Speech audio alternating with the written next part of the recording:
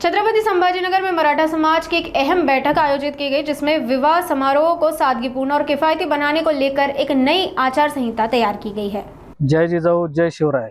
नक्कीच मुलीच्या वडिलांना अपेक्षा असतीच की आपली मुलगी सुखात नांदावी, सुखात संसार करावा, पण याचा अर्थ असा नाही की भरमसाठ हुंडा द्यायचा, अतिशय थाटामाटात लग्न करायचे आणि असे लग्न करून सगळ्यात पहिले मुलीचे वडीलच कर्जबाजारी होतात।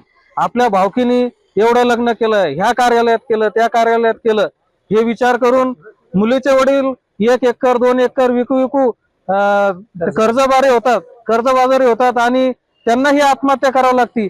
त्यामुळे हुंडा हा मित्रांनो देऊ नका। मी समाज बांधवांना कळकळीची विनंती करतो, हुंडा हा देऊ नका आणि व्यवस्थित साधारण पद्धतीने लग्न करावे। जय जिजाऊ जय शिवराय। निलेश ढवळे पाटील, झुंजार छावा संघटना। सर्वांना जय शिवराय।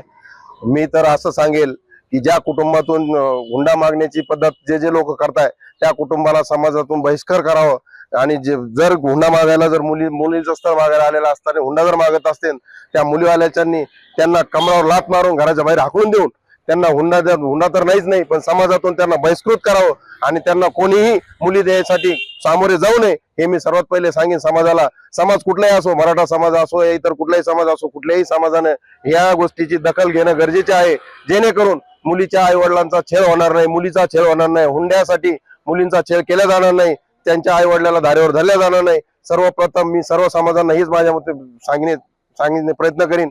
अशोक मोरे पाटील, अखिल भारतीय छावा जिल्हा प्रमुख, संभाजीनगर। सर्वप्रथम सर्व समाज बांधवांना जय शिवराय। कालच्या मराठा समाजाच्या बैठकीमध्ये जे मराठा समाजाची विवाह पद्धती आहे त्या विवाह पद्धतीवर जे काल व्यापक बैठक घेण्यात आली त्या बैठकीचं आयोजन करणाऱ्या सर्व समाज बांधवांचं मी सर्वप्रथम अभिनंदन करतो।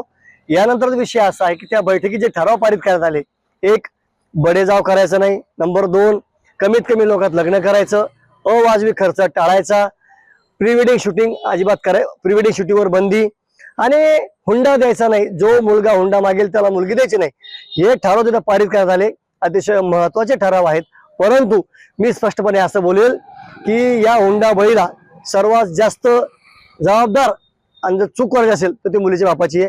प्रत्येक मुलीच्या बापाला वाटतं माझी मुलगी सुखात नांदावी, माझ्या मुलीला सुखाचे दिवस यावे, त्यासाठी तो मोठ्या घर जावई पाहतो। परंतु मोठ्या पैशावाल्या मुलाला पैसे देऊन अजून मोठं करण्यापेक्षा एक सर्वसामान्य आणि होतकर तरुणाला जर पैसे देऊन त्याला